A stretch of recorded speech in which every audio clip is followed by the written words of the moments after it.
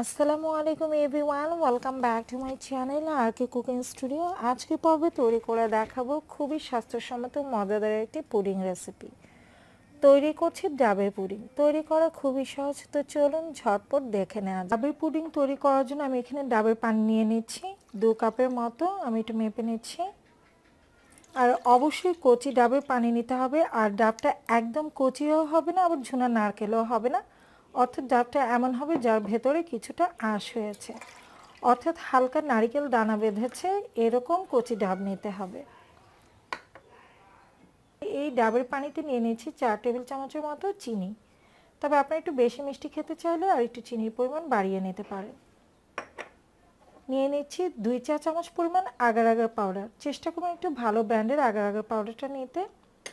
তো আমি এখানে অর্গানিকের আগার আগার পাউডারটা নিয়েছি। খুব ভালো করে এবার সব কিছু মিক্স করে নিতে হবে। তো মিক্স করা হয়ে গেছে। যতক্ষণ না পর্যন্ত চিনিটা গলে যাচ্ছে ততক্ষণ এটাকে মিক্স করে নিতে হবে। এবার আমি রান্নার জন্য চুলায় চলে যাচ্ছি। তো আমি ডাবের মিশ্রণটাকে প্যানে নিয়ে নিয়েছি, আর এটাকে বেশ কিছুক্ষণ আমি জাল করে নেব। তো আমি এই ডাবের মিশ্রণটাকে প্রায় 5 থেকে 6 মিনিটের মতো জাল করে নিয়েছি। আর দেখতে পাচ্ছেন এখন এই মিশ্রণটা কিন্তু অনেকটাই ঘন হয়ে গেছে। আর অনবরত নেড়েচেড়ে কিন্তু এটা রান্না করতে হবে, তা নাহলে কিন্তু লেগে যেতে পারে বা দলা পেকে যেতে পারে। তো আমি অনবরত নেড়েচেড়ে কিন্তু এটাকে জাল করে নিয়েছি। এই পর্যায়ে আমি এটাকে চুলা থেকে নামিয়ে নিচ্ছি। আমি ডাবের পুডিংটা সেট করার জন্য একটি স্কোয়ার শেপের কাচের পাত্র নিয়েছি। আপনারা চাইলে যে কোনো পাত্রে কিন্তু সেট করে নিতে পারেন। আর এখানে ডাবের যেই শ্বাস ছিল সেটাকে এরকম কুকি কাটার দিয়ে এরকম স্টার শেপ, হার্ট শেপে ও ফুলের শেপে আমি কেটে নিয়েছি। আর আজ দেখে হয়তো বুঝতে পারছেন ডাবটা কতটুকু কচি ছিল। একেবারে কচিও হবে না, আবার খুব নারকেলও হবে না, এরকম ডাব সিলেক্ট করতে হবে। স্টার শেপে কেটে নিয়েছি। আর কিছু ছোট ছোট দেখতে পাচ্ছেন মুক্তোর দানার মতো, আমি এগুলোকে লাল রঙের ফুড কালারে ডুবিয়ে নিয়েছি। অর্থাৎ ডাবের যে শ্বাস ছিল সেটাকে কলমের মুখা দিয়ে এরকম গোল গোল করে কেটে তারপর ফুড কালারে ডুবিয়ে নিয়ে পানি ঝরিয়ে শুকিয়ে নিয়েছি, যাতে করে দেখতে ভালো লাগে। তবে আপনারা না চাইলে কিন্তু সব কিছুই সাদা ইউজ করতে পারেন। এবার এই মোল্ডে আমি এই মিশ্রণটাকে সাবধানে ঢেলে দিচ্ছি।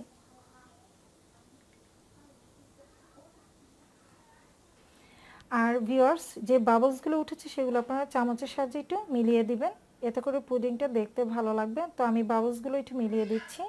আমি চামচের সাহায্যে বাবলসগুলো মিলিয়ে নিয়েছি। এবার এই পুডিংটাকে আমি ফ্যানের নিচে রেখে দিব। আশা করছি 1 থেকে 1.5 ঘন্টার মধ্যে এই পুডিংটা পারফেক্টলি জমে যাবে। তবে পুডিংয়ের পুরুত্ব যদি একটু বেশি হয় সেক্ষেত্রে হয়তো আর একটু বেশি সময় লাগতে পারে। আমার ডাবের পুডিংটা পুরোপুরি ঠান্ডা হয়ে সেট হয়ে গেছে। তো দেখতে পাচ্ছেন এটা কতটা পারফেক্টলি সেট হয়ে গেছে। আর এই পুডিংটা সেট হতে পুরো 1 ঘন্টার মতো সময় লেগেছে। আপনারা যে পাত্রে পুডিংটা সেট করবেন সেই পাত্রের পুরুত্ব অনুযায়ী পুডিংটা ঠান্ডা হতে কম বা বেশি সময় লাগতে পারে। অর্থাৎ পুডিংয়ের যে পুরুত্ব সে অনুযায়ী কিন্তু সময়ের কম বেশি লাগতে পারে। তা আমি যে পুরুত্ব নিয়েছি এটা ঠান্ডা হতে 1 ঘন্টার মতো লেগেছে। আমি ফ্যানের নিচে রেখে দিয়েছিলাম, তাই খুব দ্রুতই কিন্তু এটা ঠান্ডা হয়ে গেছে। আর এটা পুরোপুরি ঠান্ডা হয়ে জমে যাওয়ার পর আমি এটাকে ফ্রিজে রেখে দিয়েছিলাম। আর এই ডাবের পুডিংটা কিন্তু ঠান্ডা ঠান্ডা খেতেই ভালো লাগে, সেজন্য আমি এটাকে ফ্রিজে রেখেছি। এবার আমি এই পুডিংটাকে আমার পছন্দ মতো শেপে কেটে নিচ্ছি। তা আপনারা আপনাদের পছন্দ মতো শেপে এটাকে কেটে নিতে পারেন।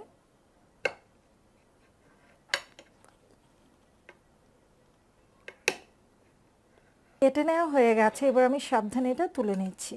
আর সাবধানে তুলে নেবেন, কারণ পুডিংটা কিন্তু খুব সফট, আর সাইডটা একটু আলগা করে নিতে হবে।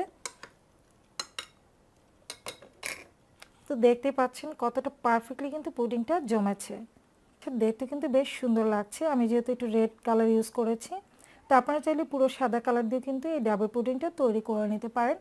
তো আমি এবার সবগুলো সার্ভিং ডিশে তুলে নিচ্ছি। তো আমি পুডিংগুলো সার্ভিং ডিশে তুলে নিয়েছি। আর দেখতে পাচ্ছেন এটা কতটা পারফেক্ট হয়েছে, আর দেখতে কিন্তু ভীষণ সুন্দর লাগছে। আশা করছি আমার আজকের রেসিপি আপনাদের কাছে ভালো লেগেছে। ভালো লেগে থাকলে লাইক, কমেন্ট এবং শেয়ার করবেন। খুব শীঘ্রই ফিরে আসবো নতুন কোনো রেসিপির সাথে। সে পর্যন্ত সবাই ভালো থাকবেন। আজকের মতো এখানেই বিদায় নিচ্ছি।